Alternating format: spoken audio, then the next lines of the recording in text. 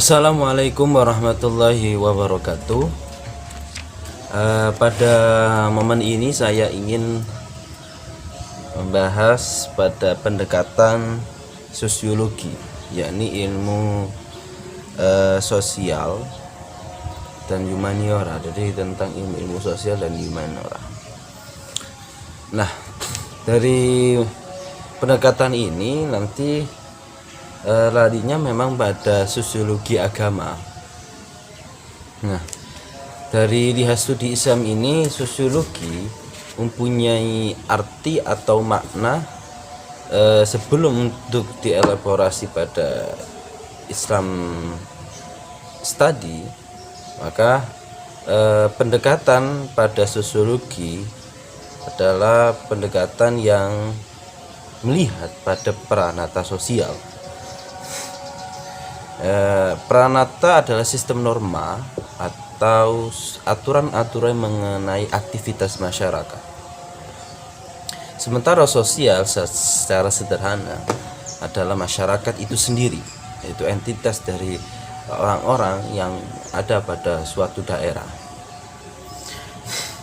Maka peranata sosial adalah himpunan kaedah-kaedah atau aturan-aturan yang harus dipahami, dihargai, dan dipatuhi oleh masyarakat yang mana bertujuannya untuk mengatur kehidupan bermasyarakatnya. Nah, dalam sosiologi ini juga akan melihat pada pelapisan atau kelas sosial yang ada pada masyarakat.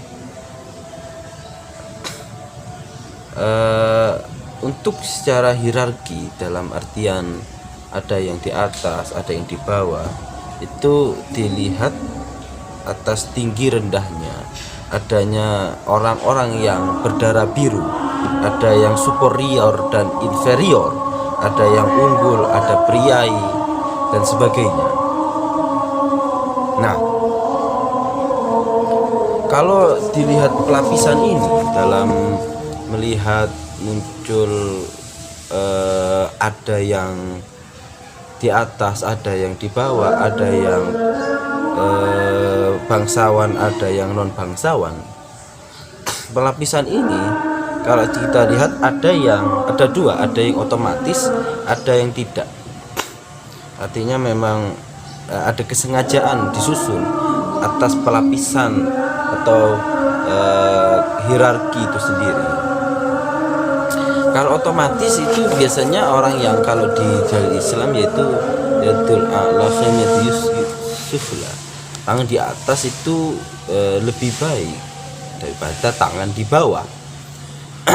Nah, secara otomatis orang yang dermawan karena punya uang yang banyak, secara otomatis kelas sosialnya di atas. Jika pada yang bukan otomatis, yaitu semisal orang yang masuk ke organisasi, berproses di situ hingga menjadi ketua, berpengaruh, itu melihat pada aspek otomatis atau non otomatis.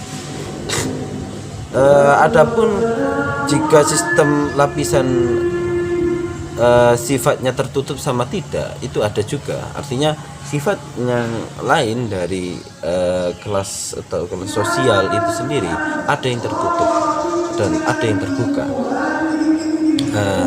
Secara tidak langsung kalau melihat pada tertutup, tidak bisanya orang itu dengan mudah, misal orang anaknya bangsawan, anaknya kiai, anaknya habaib, nyambung ke haturut rasul, secara tertutup, tidak sembarang orang.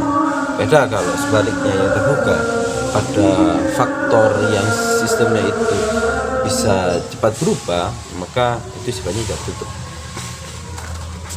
Dan faktor-faktor yang lain kalau kita lihat kenapa orang itu punya kelas sosial itu sendiri. Pertama, sebab kekayaan, kedua kedudukan, ketiga kekuasaan, keempat ilmu pengetahuan, dan kelima adalah ukuran kehormatan, yang mana itu misalnya tua gitu kan dan sebagainya. Nah, Kalau kita lihat sosiologi ini pada Islam studinya, maka akan memberikan faktor untuk pemahaman yang lebih luas lagi pada Islam. Nah, di pemahaman ini ada juga yang menambahkan pada kaitannya pada Islam ini, yakni gejala sosial yang akan terjadi.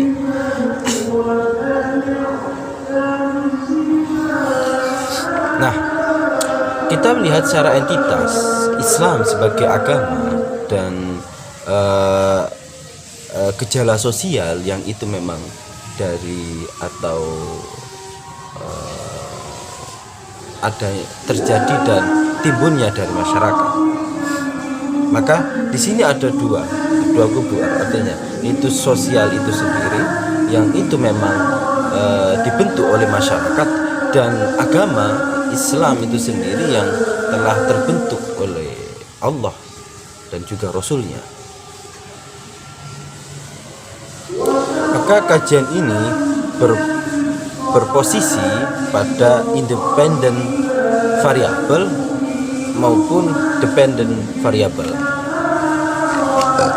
Maksudnya begini, kalau pada dependent variabel berarti kan agama dipengaruhi faktor atau unsur lain.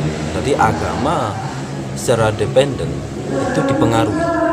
Misal kalau Islam juga terpengaruh atas Muslim itu sendiri, bagaimana dalih-dalih atas kenyataan, semisal berekspresi dalam keberagamaannya, seperti tahlilan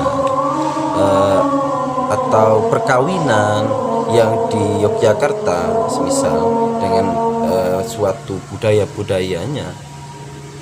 Yang ini artinya secara dua kubu antara masyarakat sosial dengan agama mempunyai sendiri, jika itu diartikan independen. Nah, kalau independen artinya Islam itu sendiri itu independent variable, maka agama Islam itu yang mempengaruhi faktor yang lain. Masyarakat terbentuk dalam sikap terus bersosial itu memang dari agama itu sendiri, maka ini menjadi independent variable. Nah, maka kita bisa mendudukkan kalau ada orang mempunyai ciri khas atau cara dalam berislamnya, maka kita lihat apakah dia itu independent variable atau dependent variable. Kalau kita lihat dari pendekatan studi Islam ini, maka sosiologi itu bisa memahamkan atas warna-warni atau corak keberagamaan di setiap daerah, yang itu rata-rata dependent variable. Pun ada juga yang memang dari itu independent variable.